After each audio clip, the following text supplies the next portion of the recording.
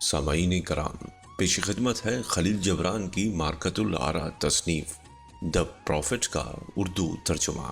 اس کا ترجمہ کیا ہے جناب سردار محمد عزیز صاحب نے، اور میں ہوں آپ کے ساتھ فیصل سعید زرغام۔ اگر آپ نے اس چینل کو اب تک سبسکرائب نہیں کیا تو یقیناً کوئی وجہ رہی ہوگی۔ آئیے چلتے ہیں ناول کے بقیہ حصے کی جانب۔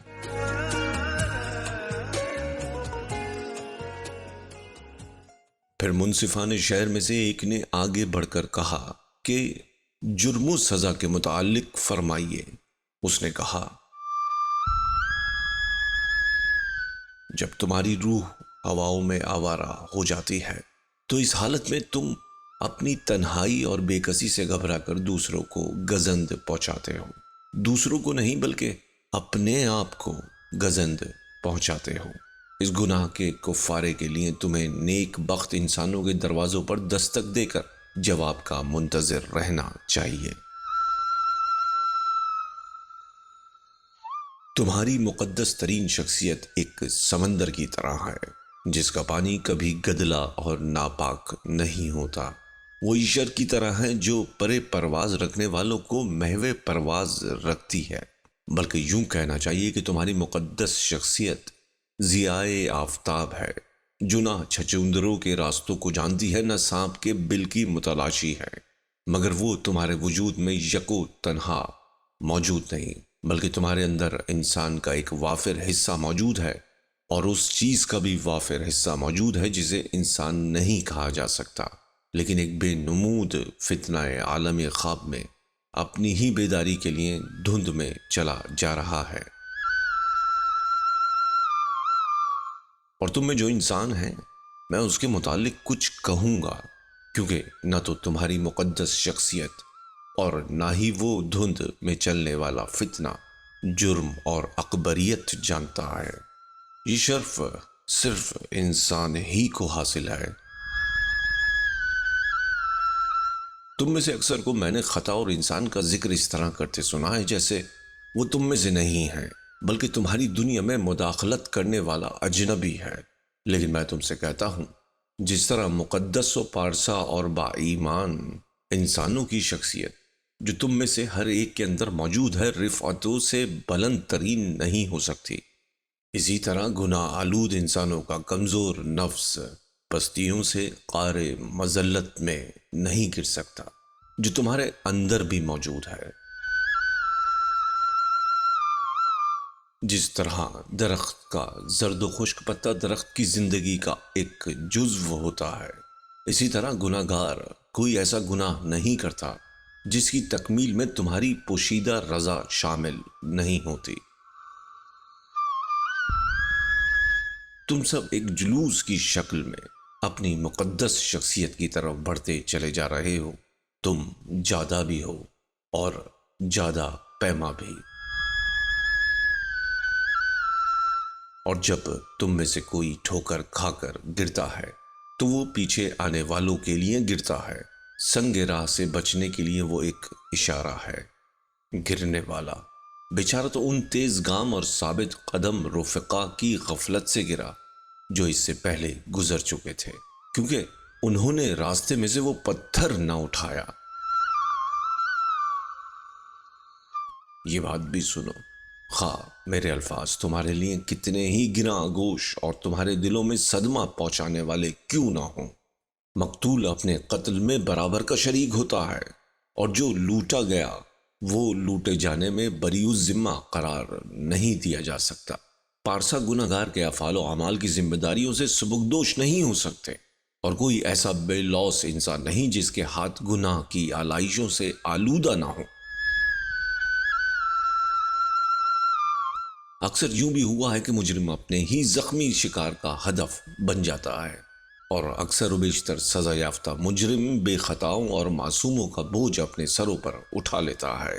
تم عدل و انصاف کو بے انصاف اور بدی کو نیکی سے جدا کرنے پر قادر نہیں ہو سکتے، اس لیے کہ وہ آفتاب کے روبرو شانہ بشانہ اس طرح ایستادہ ہے جس طرح سفید اور کالی ڈوریں باہم بٹی گئی ہیں، اور جب کالی ڈوری ٹوٹ جائے تو بافندہ تمام کپڑے کا جائزہ لے گا اور کھڈی کو بھی درست کر لے گا۔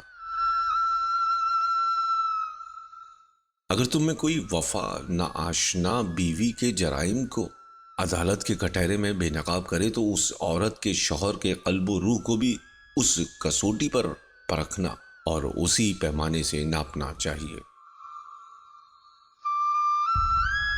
اور وہ شخص جو مجرم کی پشت پر کوڑے برساتا ہے اسے مظلوم کی روح کا بھی جائزہ لینا ہوگا۔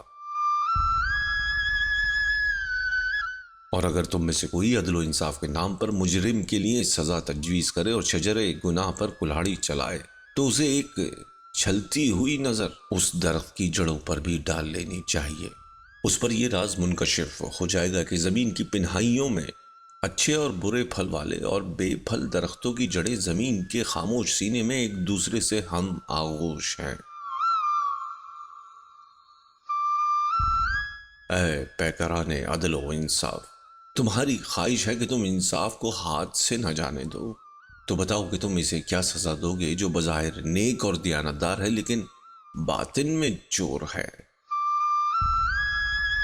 تم اس شخص کے لیے کیا سزا تجویز کرو گے جو بظاہر قاتل ہے لیکن روح کی گہرائیوں میں وہ خود مقتول ہے؟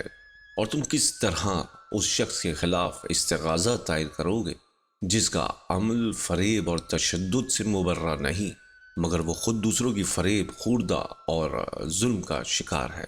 اور تم کیسے انہیں مورد عطاب ٹھہراؤ گے جن کی پشیمانیاں ان کی اعمال قبیحہ سے کہیں بڑھ کر ہیں؟ اور کیا پشیمانی کی بھی تمہاری مروجہ قانون میں کوئی سزا ہے؟ لیکن اگر تم خواہش بھی کرو تو بے گناہ پر ندامت اور پشیمانی نہیں ٹھونس سکتے اور نہ مجرم کے دل سے اس کو نوچ کر دور کر سکتے ہو۔ وہ بن بلائی شب کی ظلمتوں میں آتی ہے تاکہ تم بیدار ہو کر اپنی ہستی پر غور و فکر کر سکو۔ تم جو ماہر عدل و انصاف ہونے کے مدعی ہو اور منصف اور عادل ہونے کا گمان کرتے ہو، تم کس طرح حق و انصاف کی گہرائی تک پہنچ سکو گے جب تک کہ تم جملہ اعمال و افعال کا بھرپور روشنی میں جائزہ نہیں لیتے؟ اس وقت تم پر منکشف ہوگا کہ پارسا اور گناہ گار ایک ہی انسان کے دو نام ہیں، جو اپنی تاریک اور گناہ آلود اور دوسری طرف منور و مقدس شخصیوں کے درمیان استادہ ہیں۔ اس وقت تم پر ظاہر ہو جائے گا کہ معابد کے کونے کا بلند پتھر اس کے سنگ بنیاد سے بال بھر بھی بلند نہیں۔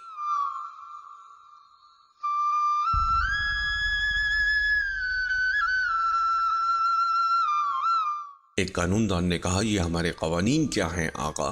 اس نے کہا، تم قانون بنانے میں ایک قسم کی مسرت محسوس کرتے ہو لیکن ان کی خلاف ورزی کرنے میں تمہیں اس سے بھی زیادہ مسرت محسوس ہوتی ہے۔ تم ان بچوں کی طرح کھیل رہے ہو جو ساحل سمندر پر نہایت محنت و کاوش سے ریت کے مینار بناتے ہیں مگر پھر کھلکھلا کر انہیں گرا بھی دیتے ہیں۔ لیکن جس وقت تم ریت کے مینار تعمیر کرتے ہو تو سمندر تمہارے لیے ساحل پر اور ریت بہا کر لے آتا ہے، اور جب تم ان کو گرا دیتے ہو تو تمہارے ساتھ مل کر قہقہے لگاتا ہے۔ بلا شبہ سمندر کے قہقہے معصوم قہقہوں کے ہم نوا ہوتے ہیں، لیکن ان انسانوں کے متعلق کیا کہا جائے جن کے نزدیک زندگی سمندر کے مشابہ نہیں اور ان کے وضع کیے ہوئے قوانین ریت کے میناروں کی مانند نہیں، بلکہ ان کے خیال میں زندگی ایک چٹان ہے اور ان کا قانون ایک چھینی جس سے وہ اس چٹان کو حسب منشا تراشتے ہیں۔ اس اپاہج کے متعلق کیا کہا جائے جو رقاصوں سے نفرت کرتا ہے، اور اس بیل کو کیا کہا جائے جو غلامی سے محبت کرتا ہے اور جنگل کی نیل گایوں اور ہرنوں کو بیکار اور آوارہ گرد سمجھتا ہے؟ اور اس بوڑھے سانپ کو کیا کہیے جو بڑھاپے کے باعث اپنی قینچلی نہیں اتار سکتا اور دوسرے سانپوں کو ننگا اور بے شرم تصور کرتا ہے؟ اس شخص کے متعلق کیا کہا جائے جو دعوت عروسی میں سب سے پہلے پہنچتا ہے مگر پیٹ بھر جانے کے بعد یہ کہتا ہوا راستہ لیتا ہے کہ یہ تمام دعوتیں قانون قدرت کی خلاف ورزی کے مترادف ہیں اور یہ دعوتیں اڑانے والے قانون شکن ہیں؟ میں ایسے لوگوں کے متعلق سوائے اس کے اور کیا کہہ سکتا ہوں کہ وہ سورج کی روشنی میں کھڑے ہیں مگر ان کی پشت سورج کی طرف ہے، وہ صرف اپنا سایہ دیکھتے ہیں اور یہی ان کا قانون ہے۔ آفتاب کی حیثیت ان کے نزدیک اس کے سوا کچھ نہیں کہ وہ سائے پیدا کرتا ہے، لیکن یہ کیا بات ہے کہ وہ اس قانون کو تسلیم کرنے کے بجائے روشنی میں جھک کر اپنے سایوں کا تعاقب کرتے پھرتے ہیں اور انہی کو قوانین سمجھتے ہیں۔ تم سورج کی طرف منہ کر کے چلتے ہو، پھر زمین پر پڑنے والا کون سا سایہ تمہیں پکڑ سکتا ہے؟ اور پھر جب تم ہوا کے ساتھ چلتے ہو تو پھر کون سا مرغ باد نما تمہاری رہنمائی کر سکتا ہے؟ انسان کا بنایا ہوا کون سا قانون تمہیں پابند کر سکتا ہے اگر تم غلامی کا حلقہ توڑ دو، لیکن کسی انسان کے قید خانے کے دروازے کے سامنے نہیں؟ اگر تم رقص کرتے ہوئے کسی انسان کی بنائی ہوئی زنجیر سے ٹھوکر کھا کر نہیں گرتے تو پھر تمہیں کون سا قانون مرغوب کر سکتا ہے؟ اگر تم اپنا لباس پھاڑ کر پھینک دیتے ہو اور کسی انسان کے راستے پر نہیں ڈالتے تو کس کو جرأت ہے کہ تمہیں قانونی گرفت ملے؟ اے آرفلیس کے رہنے والوں، تم ڈھول کو کپڑے میں لپیٹ کر اس کی آواز کو دبا سکتے ہو، سارنگی کے تاروں کو ڈھیلا کر کے اس کے نغموں کو خاموش کر سکتے ہو، لیکن آسمان کی رفعتوں میں پرواز کرنے والے چکور کو نغمہ سرائی سے نہیں روک سکتے۔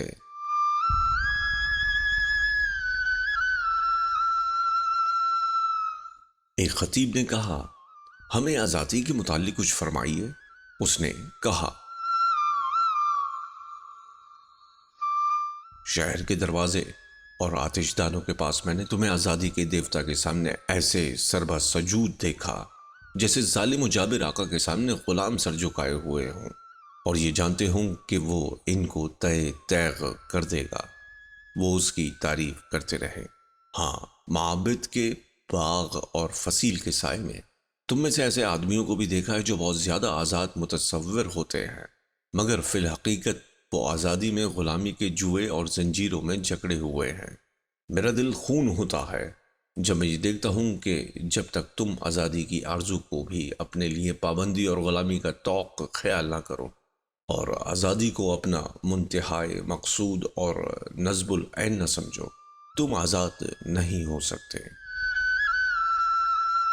تم فی الحقیقت اس وقت آزاد ہوگے جبکہ نہ تو تمہارے دن افکار و آلام سے آزاد ہوں اور نہ ہی تمہاری راتیں احتیاج و مصائب سے بے نیاز ہوں، مگر اس سے بھی زیادہ آزاد تم اپنے آپ کو اس وقت پاؤ گے جب تفکرات تمہاری زندگی کا ایک جزو بن جائیں اور تم ان سے بھی بالاتر ہو جاؤ، بالکل معرہ اور آزاد۔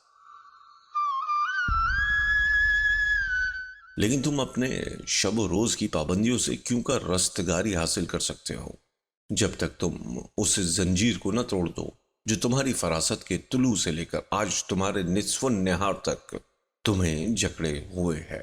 حقیقت میں جس چیز کو تم آزادی کہتے ہو ان زنجیروں میں سے مضبوط ترین ہے، اگرچہ اس کی کڑیاں سورج کی روشنی میں چمک کر تمہاری آنکھوں کو چندیا دیتی ہے۔ کیا آزادی حاصل کرنے کا یہی طریقہ ہے کہ تم اپنی شخصیت کے ٹکڑوں کو دور پھینک دو؟ اگر زندگی کا قانون غیر منصفانہ ہے تو تم اسے منسوخ کر دو گے۔ وہ قانون خود تمہارا ہی بنایا ہوا ہے اور تم نے خود اپنے ہاتھوں سے اسے اپنی پیشانی پر لکھا ہے۔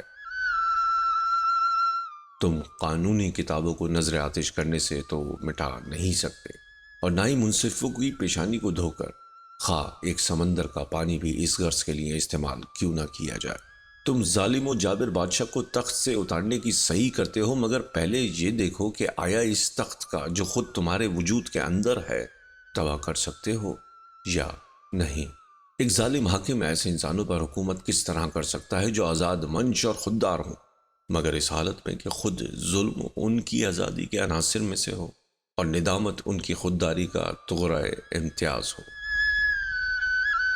اگر کوئی ایسی فکر ہے جسے تم دور کرنے کے آرزو مند ہو، وہ فکر تمہارے دل میں کسی اور انسان نے پیدا نہیں کی بلکہ خود تم نے اسے اپنے لیے منتخب کیا۔ اگر یہ کوئی خوف ہے جسے تم مٹا دینا چاہتے ہو تو یہ خوف تمہارے ہی دل میں جاگزی ہے، نہ کہ اس شخص کے ہاتھ میں جس سے تم ڈرتے ہو۔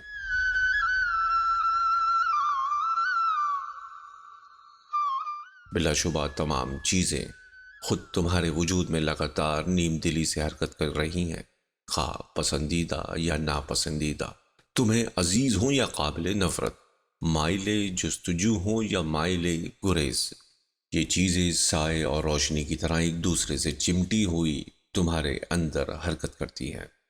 جب یہ سایہ غائب ہو جائے تو باقی ماندہ روشنی بھی کسی اور روشنی کا سایہ بن کر رہ جاتی ہے۔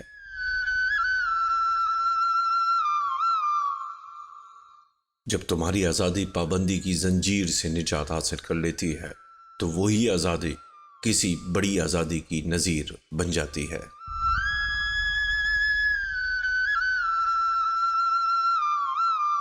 اور پجارن نے دوبارہ کہا، کیا آپ ہمیں ادراک اور جذبات کے متعلق کچھ بتائیں گے؟ اس نے کہا، اکثر اوقات تمہاری روح میدان جنگ کے مشابہ ہوتی ہے، جس میں تمہارا ادراک اور قوت فیصلہ تمہارے جذبات اور خواہشات کے خلاف مصروف پیکار نظر آتی ہے۔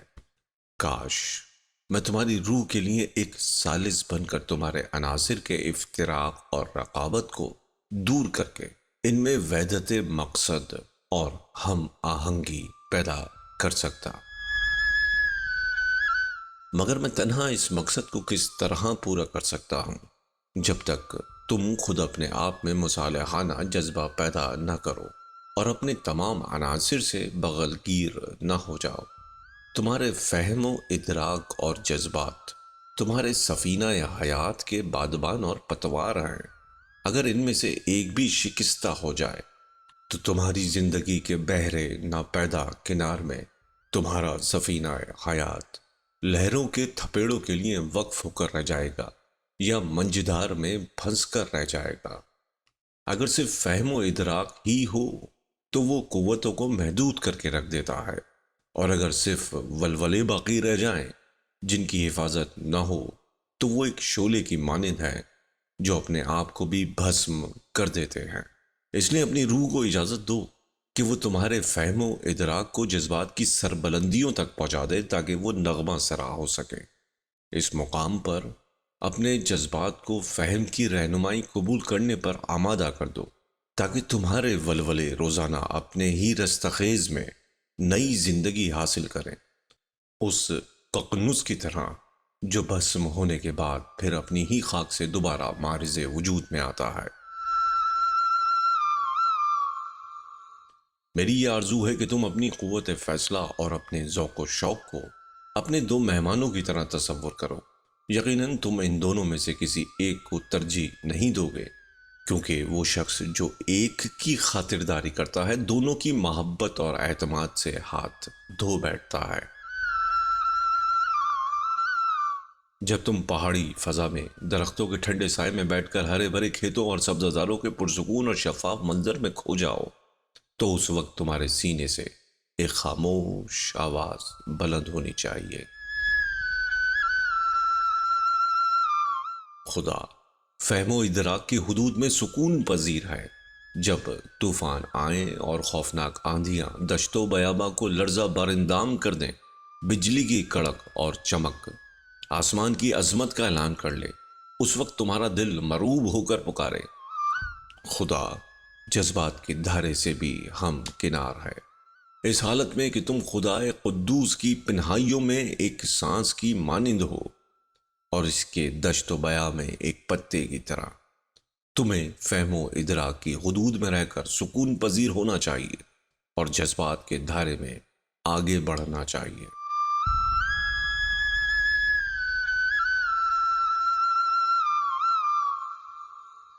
ایک عورت نے کہا کہ ہمیں دکھ کے متعلق کچھ فرمائیے۔ اس نے کہا، تمہارا دکھ ایسے ہی ہے جیسے کہ انڈے کا چھلکا ٹوٹ جائے جو تمہارے فہم و فکر کو چھپائے ہوئے تھا۔ اسی طرح تمہیں درد و علم سے باخبر رہنا ہوگا۔ اگر تمہارے دل میں اتنی وسعت ہے کہ تم اپنی زندگی کے روزانہ پیش آنے والے معجزات کا مشاہدہ کر سکو تو تمہارے یہ دکھ تمہاری مسرتوں سے زیادہ نصیحت خیز ہوگا۔ تم اپنے دلوں کے موسم کے تغیر و تبدل پر اس طرح شادماں ہوگے جس طرح تم اپنے کھیتوں پر گزرتے ہوئے موسموں کو بہتر خیال کرتے ہو، اور تم طمانینت قلب سے اپنے رنج و علم کی خزاں کا تماشا کرو گے۔ تمہارے بہت سے دکھ تو تم نے خود اپنے لیے پسند کیے ہیں۔ وہ ایک کڑوی دوا کی مانند ہے جسے تمہاری اپنی شخصیت کا طبیب تمہارے اندرونی مرض کو شفا بخشتا ہے۔ اس لیے طبیب پر بھروسہ رکھو اور کامل خاموشی اور اطمینان قلب کے ساتھ اس کی دوا پیو۔ بظاہر اس کا ہاتھ کتنا بھاری اور سخت کیوں نہ ہو، ایک لطیف اور نرم و نازک غائبانہ ہاتھ اس کی رہنمائی کرتا ہے۔ اس طبیب کے پیالے سے خواہ تمہارے لب ہی جل جائے، مگر وہ اس مٹی کا بنا ہوا ہے جسے کوزہ گر نے اپنے آنسوؤں کے مقدس پانی سے گوندا ہے۔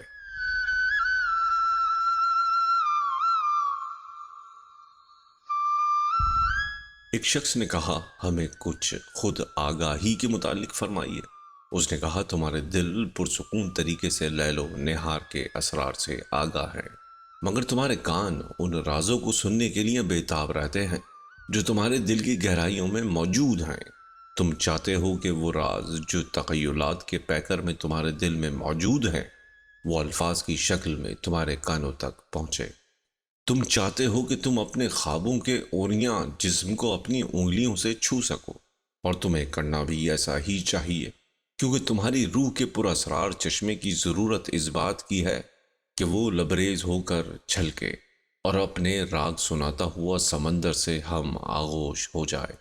اس وقت لامحدودیت کی گہرائیوں کے خزانے تمہاری آنکھوں کے سامنے بے نقاب ہو جائیں گے، لیکن تم ان غیر معروف خزانوں کو ترازو میں تولنے کی کوشش نہ کرو، اور نہ یہ کسی ڈوری یا پیمانے سے ان کی گہرائیوں کو ناپو، اس لیے کہ خود ہی ایک ناپیدا کنار اور بے پایا سمندر ہے۔ یہ نہ کہو میں نے حقیقت کو پا لیا، بلکہ صرف یہ کہو بہت سی حقیقتوں میں سے ایک حقیقت کو میں نے پایا۔ یہ نہ کہو کہ میں نے جادۂ روح ڈھونڈ لیا ہے، بلکہ صرف یہ کہو میں نے روح کو دیکھا ہے جبکہ وہ میرے راستے پر جا رہی تھی۔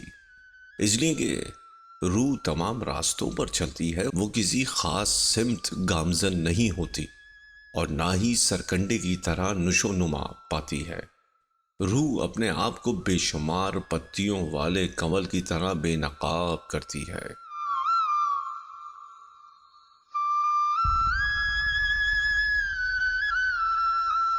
ایک مدرس نے کہا، ہمیں کچھ درس و تدریس کے متعلق ہدایت کریں۔ اس نے کہا، کوئی شخص تمہیں ایسا علم نہیں سکھا سکتا جو پہلے ہی تمہارے علم کی افق پر غیر شعوری حالت میں موجود نہ ہو۔ وہ معلم جو معبد کے سائے میں اپنے شاگردوں کو تعلیم دیتا ہے، انہیں اپنے علم سے کچھ نہیں دیتا، بلکہ انہیں صرف اپنا عقیدہ اور محبت دیتا ہے۔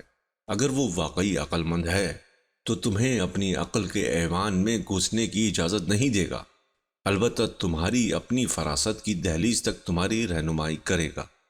ایک نجومی نظام کائنات کے فن کا تم سے ذکر تو کر سکتا ہے، مگر اپنا علم تمہارے سپرد نہیں کر سکتا۔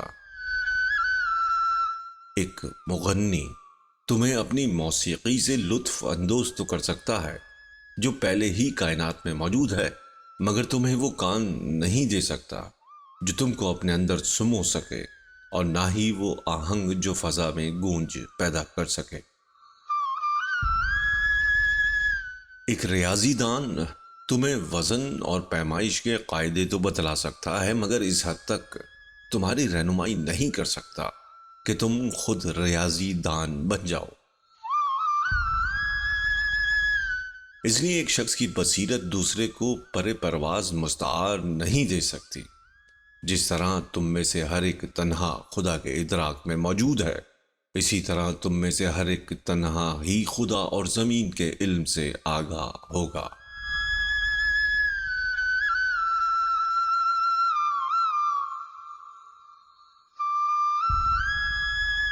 ایک نوجوان نے کہا، ہمیں کچھ دوستی کے متعلق فرمائیے۔ اس نے کہا، تمہارا دوست تمہاری تکمیل شدہ حاجت کا دوسرا نام ہے۔ وہ تمہارا کھیت ہے جس کو تم دلی خلوص کے ساتھ کاشت کرتے ہو اور تشکر اور امتنان کے ساتھ کاٹتے ہو۔ وہی دوست تمہارے کھانے کا میز اور تمہارا سکون بخش آتش دان ہے۔ یہی وجہ ہے کہ تم بھوک کی حالت میں اس کے پاس آتے ہو اور اس سے اپنی تسکین طلب کرتے ہو۔ جب تمہارے دوست تم سے اپنے دل کی بات کہتے ہیں تو تمہارا ضمیر ان کے جواب میں نہیں کہنا چاہتا ہے، تو تم بے خوف ہو کر کہہ دیتے ہو، اور نہ ہی تم ہاں کہنے میں تعمل کرتے ہو۔ وہ خاموش ہو جائے تو پھر بھی تمہارا دل اس کی دلی کیفیتوں کو بھانپ لیتا ہے، اس لیے کہ دوستی میں بغیر الفاظ کے تمام خیالات، تمام آرزوئیں اور تمام توقعات فطری طور پر بغیر کسی اعلان کے نہایت مسرت کے ساتھ اپنائی جاتی ہیں۔ دوست کے فراق میں غم نہ کھاؤ، کیونکہ اس کی جس چیز سے تم زیادہ محبت کرتے ہو وہ اس کی عدم موجودگی میں اور شفاف نظر آئے گی۔ جس طرح کوہ پیما کے لیے پہاڑ کی رفتیں اسے دامن کوہ سے زیادہ نمایاں نظر آتی ہیں۔ دوستی میں کوئی غرض نہیں ہونی چاہیے سوائے اس کے کہ روح کی گہرائیاں پیش نظر ہوں۔ وہ محبت جو صرف اس پہلو کی جستجو میں ہو کہ اپنے ہی بھید کو کیسے بے نقاب کیا جائے، تو وہ محبت نہیں، صرف ایک جال ہے، اور اس جال میں جو کچھ پھنسے گا بے سود ہوگا۔ جو چیز تمہارے پاس بہترین ہے وہ تمہارے دوست کے لیے ہوگی۔ اگر وہ تمہاری لہروں کے مد و جزر کو دیکھے تو تمہیں اسے بتانا چاہیے کہ ان لہروں میں تلاطم موجود ہے۔ وہ دوست ہی کیا جو محض وقت کے خون کرنے کا باعث ہو، بلکہ ایسا دوست تلاش کرو جس سے وقت ہمیشہ کے لیے زندہ رہے۔ یہ اس دوست کا جذبہ ہے کہ وہ تمہاری احتیاج کو پورا کرے، نہ کہ تمہارے خلا کو پر کرے۔ دوستی کی حلاوت میں قہقہے اور مسرتیں نظر آئیں، کیونکہ چھوٹی چیزوں کی شبنم ہی میں دل کو نور کا تڑکا میسر آتا ہے، اور اس سے وہ تر و تازگی حاصل کرتا رہے۔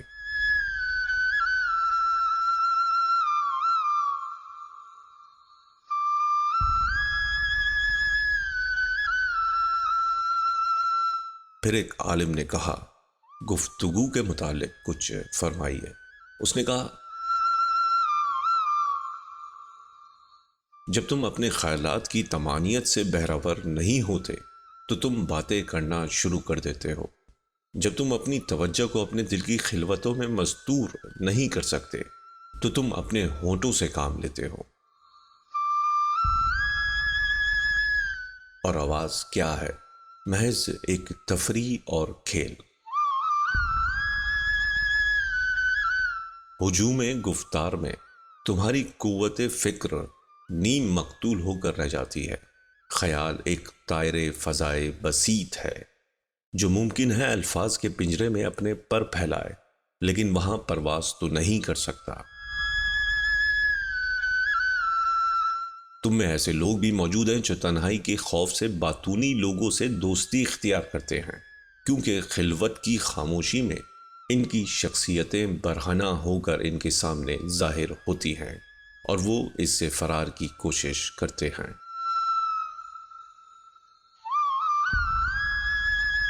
اور تم میں کچھ وہ لوگ بھی ہیں جو گفتار کے غازی ہیں اور بغیر فہم اور دور اندیشی سے ایسی صداقت کو ظاہر کر دیتے ہیں جس کو سمجھنے کی خود ان میں صلاحیت نہیں ہوتی۔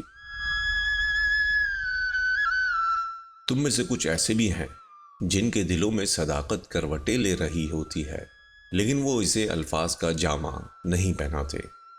یہ وہ لوگ ہیں جن کے سینوں میں آہنگ خاموش کی مانند روح اپنا بسیرا کرتی ہے۔